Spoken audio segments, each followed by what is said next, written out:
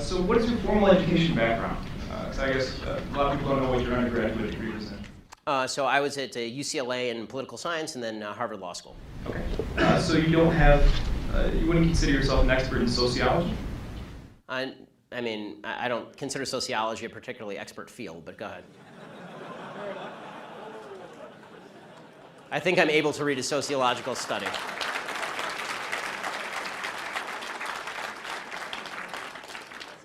It is a field of study, but so you're not necessarily an expert. Yes, there are lots of fields of study. Right. Well, what I'm getting at is there's a lot of topics. Let's put it this way, I know a lot less about welding than I do about sociology. What I'm getting at is that you're not considered an expert in sociology, psychology, gender studies, lesbian dance theory, many of these things that you've brought up tonight. I know a lot more about all those others than lesbian dance theory. As far as, if you want to take issue with the argument, I would urge you not to use the argument from authority, which is somebody has a PhD by their name, they know what they're talking about. That's a dumb argument. What I'm trying to get at is that the fact that you have any other further education in any of these topics or any of these fields of study. I don't need a 7-year degree in sociology, no bullshit when I hear it.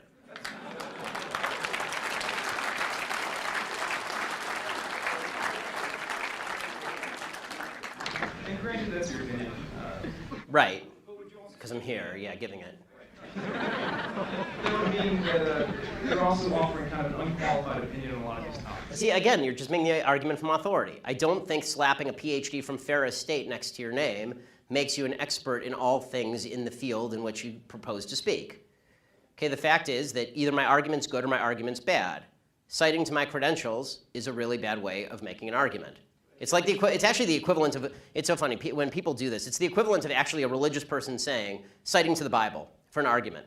I'm a very religious person, right? I mean, see this? It's the yarmulke, okay? I'm a religious person, okay? I never cite to the Bible. The reason I don't cite to the Bible is because that's an argument from authority. Okay, you may not believe the authority to which I'm citing. I don't believe the authority to which you're citing. So you're going to have to make me an argument as to what I'm saying that's wrong instead of just saying I don't have the properly enumerated degree from the institution of your choice. I'm merely citing academia. If you haven't done any significant study or any type of educational, you haven't established yourself as a PhD or a doctorate in any of these programs, so how can you make a qualified opinion on any of these topics is my question. Because I have read the studies and I can have an opinion on them. And that's your opinion and mine was just stated, so thank you. Yes, that was my opinion. You've been saying a lot about how like all these people are claiming that they're victims. Mm-hmm. For you as a white male, have you ever tried putting yourself in these people's shoes? Have you ever tried to look from their standpoint? Sure. I mean, but I don't know what that means because every individual has a different standpoint. Colin Powell's kid is not the fellow who just spoke. You know, this idea that the idea that I don't know, when we say put yourself in somebody else's shoes, there's actually a fascinating study about this. It says empathy is bad politics. Sympathy is good politics, empathy is bad politics. What I mean is, have you ever looked at the world through their eyes? Do you know what it's like to be gay or black or to be discriminated?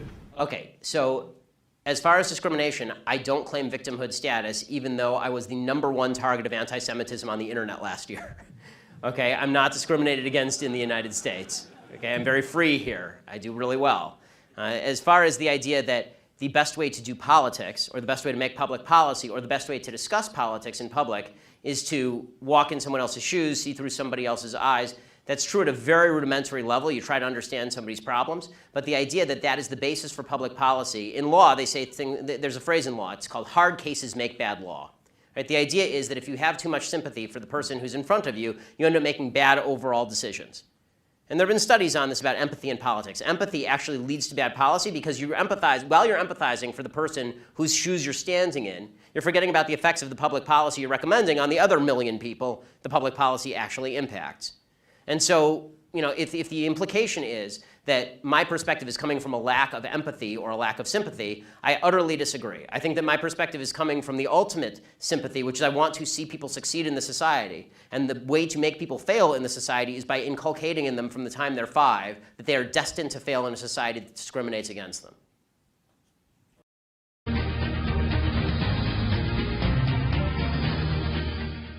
Good evening and welcome to Tucker Carlson Tonight. Donald Trump is officially the president-elect of the United States, the Electoral College having voted yesterday. Many of Donald Trump's critics, meanwhile, have also reached a milestone. They're officially hysterical, some having reached a diagnosable level of panic and overstatement. It isn't just that the other guy won. In their view, it's the end of civilization itself, the beginning of a post-apocalyptic hellscape where Nazis fill the upper ranks of our government. Where'd they get that idea? Well, maybe from people like our next guest. Tariq Nasheed hosts a podcast, writes books and movies, has his own radio show. He's a robust presence on Twitter where, just this morning, he wrote this, quote, Trump has appointed to his cabinet people from the alt-right, a white supremacist sect that literally throws up Nazi salutes, hashtag never my president. Tariq joins us now. Tariq, thanks for coming on. So I looked at a list of the president-elect's cabinet appointments. Which one of them throws up Nazi salutes, literally, as you said? Well, no. Well, Steve Bannon, he's associated with that alt-right organization, which is really nothing more than a sect of white supremacy. And those alt-right people, they were in a federal building at the Ronald Reagan building, throwing up Nazi salutes in the Steve Spencer. All of these, not Steve Spencer, but Richard Spencer, all of these guys are basically open white supremacists who practices Nazism. So, and Trump is associated with that, just like Reverend Wright was associated with Barack Obama, and you people here criticized him for that. You don't say he was associated. Yeah. You said appointed people to his cabinet who throw up Nazi salutes. Steve Bannon, by the way, is not in the cabinet. Has Steve Bannon thrown up a Nazi salute that you are aware of or can prove? But Steve Bannon is a part, and he was representing that whole alt-right movement. So if we're going to play Steve Bannon at this meeting? I mean, what does Steve Bannon have to do with that? Well, the same thing. He was associated with the people doing it. Just like how you guys associate me with Black Lives Matter, and I have nothing to do with it. Steve Bannon was representing, and he was associated with those alt-right people who are nothing more than white supremacists. And if we can go deeper than that, okay, and if we go deeper than that, with Trump, if we go deep, we haven't gone deep enough, Tucker. But I want to get factual too. But the whole campaign was run on a white supremacist platform. That's what I'm saying. Okay, here's my point. You have a lot of venues. People listen to you. You've got 160,000 Twitter followers. You've written a bunch of books. People believe you. And people are worried about Trump, and they don't know what this administration is going to look like. And here you come out in public this morning and say he's appointed people to his cabinet who are Nazis, literally, to quote you, who are giving the Nazi salute. And that's not actually true. And you knew it wasn't true when you said it, and yet you're whipping people into a frenzy. And it's not true when you're saying it now. It's not true when you're saying it now because I didn't say that. And that's the problem with systematic white supremacy. You get to label people and say that they said things that they didn't say. No, you didn't read my tweet. No, you didn't read my tweet. You just put your own thing to it, Tucker, which is kind of something that you do. Ask me what I said, and I'll be glad to answer that, Tucker. Here's what you wrote. But don't add nothing else to it, though. Just want to jog your memory now, Tariq. Trump has appointed people to his cabinet. I know what I said. I know what I said, Tucker. Who literally throw Nazi salutes. And that's just not true. So my question is, isn't it irresponsible of you to say something that inflammatory that you know isn't true? Look, you may disagree with Trump, and that's fine. But he hasn't appointed Nazis to his cabinet. What you're saying isn't true. Sir, he's appointing a guy who's associated with the alt-right, and the alt-right, they are literally throwing up Nazi signs. Not only that, Donald Trump himself, he is disenfranchised and discriminated against black people his whole career. Okay.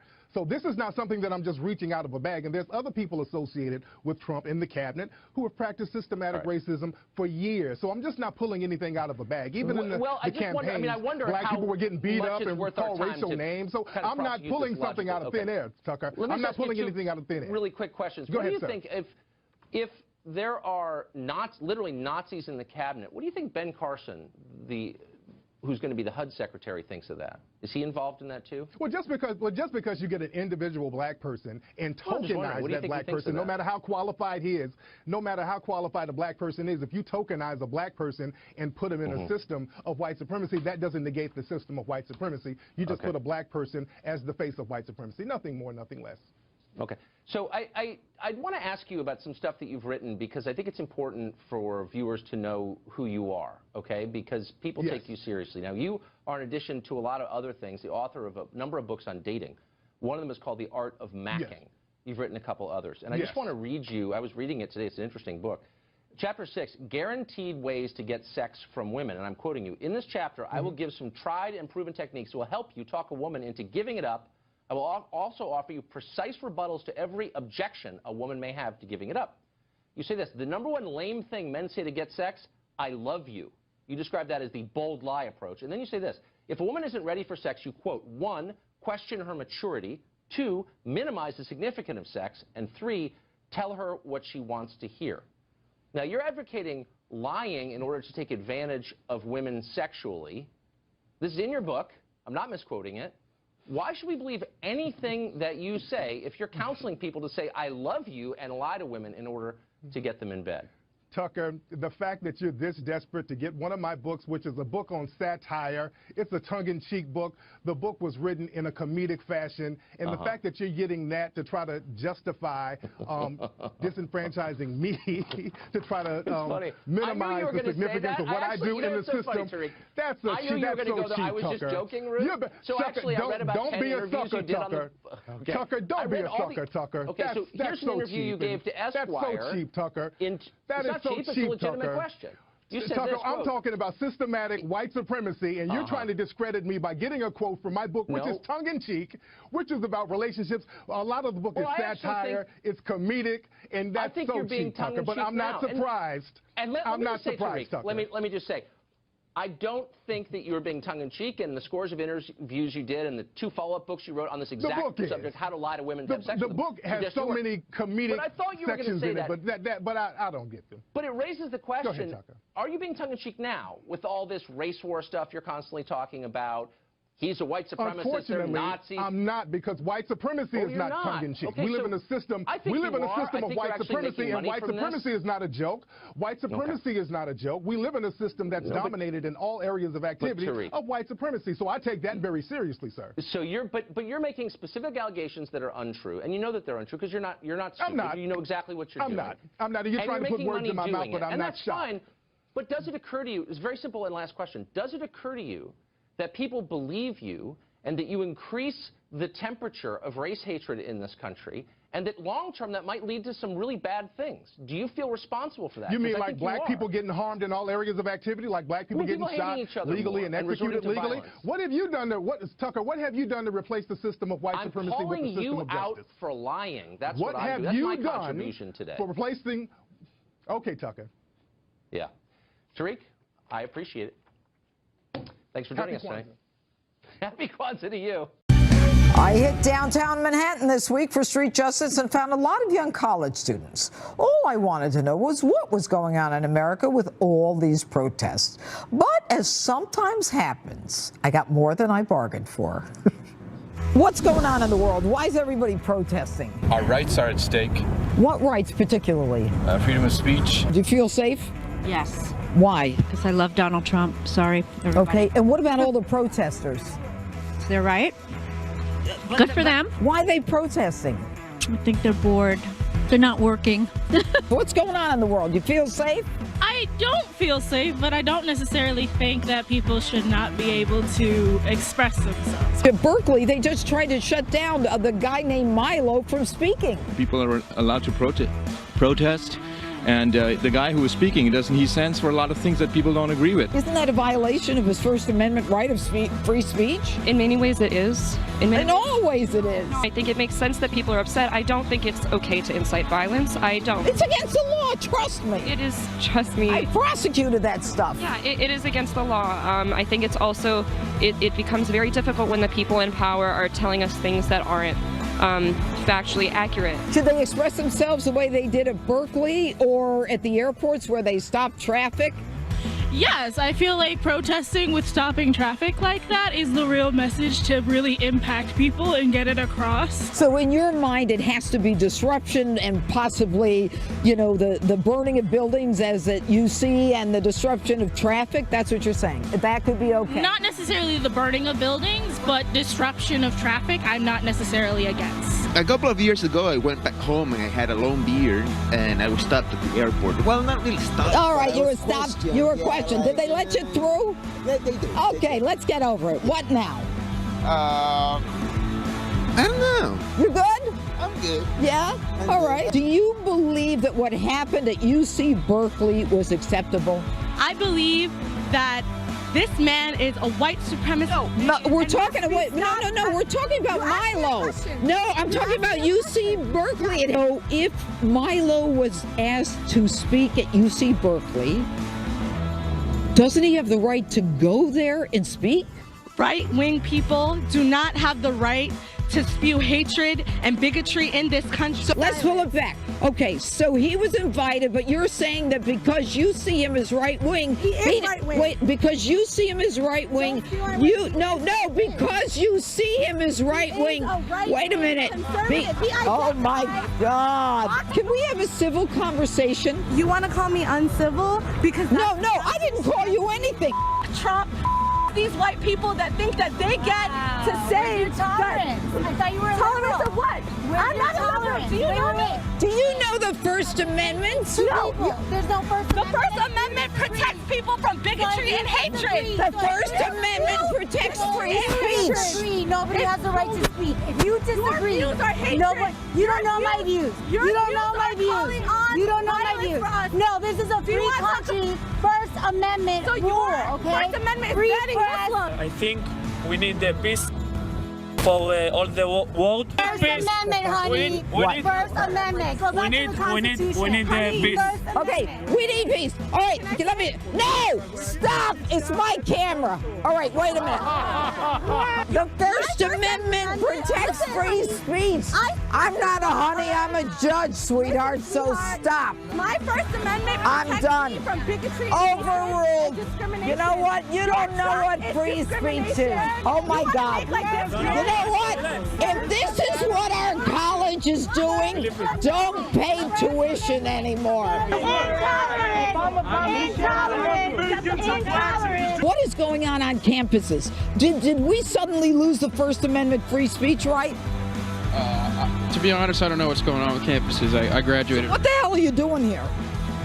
Going on a nice stroll. It's a beautiful day outside. Did you see all the lunacy going on? And on campuses, we're seeing safe zones. I mean, what is going on? It's terrible. Wow. So that's what you wanted to talk about? I just want to say I hope everybody has a beautiful day. It's gorgeous outside. Are you high? No, absolutely not. I have work right now. All right, good. Good to talk to you. Thank you. Thanks.